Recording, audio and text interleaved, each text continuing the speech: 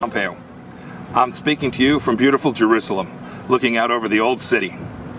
I have a big job as Susan's husband and Nick's dad.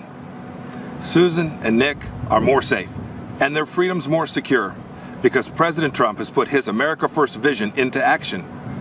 It may not have made him popular in every foreign capital, but it's worked. President Trump understands what my great fellow Kansan President Eisenhower said. For all that we cherish and justly desire for ourselves or for our children, the securing of peace is the first requisite.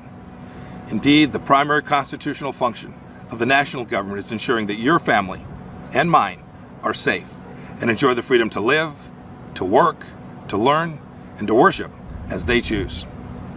Delivering on this duty to keep us safe and our freedoms intact, this president has led bold initiatives in nearly every corner of the world. In China, he's pulled back the curtain on the predatory aggression of the Chinese Communist Party.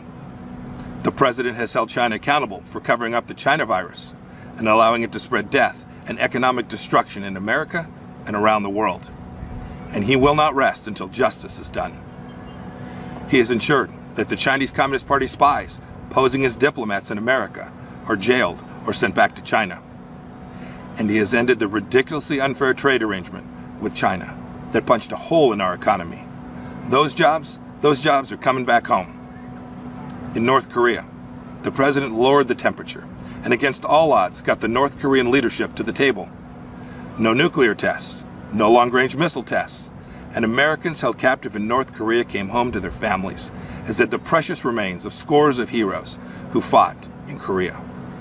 Today, because of President Trump, NATO is stronger, Ukraine has defensive weapon systems, and America left a harmful treaty so our nation can now build missiles to deter Russian aggression. And in the Middle East, when Iran threatened, the president approved a strike that killed the Iranian terrorist Qasem Soleimani.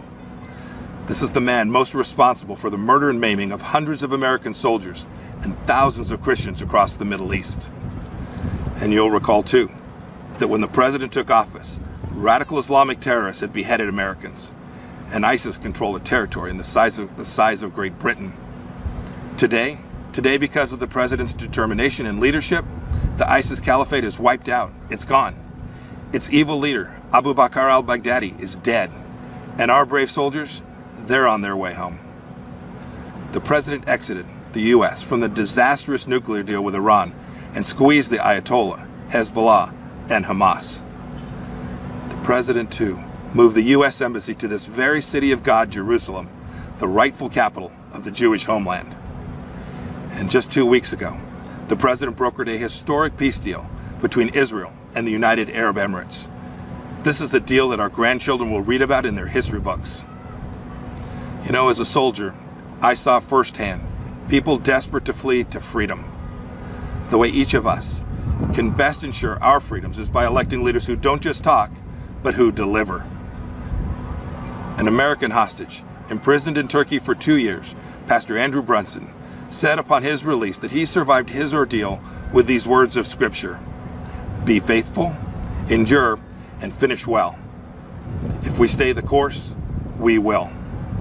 May God richly bless you, and may God bless our great nation, the United States of America.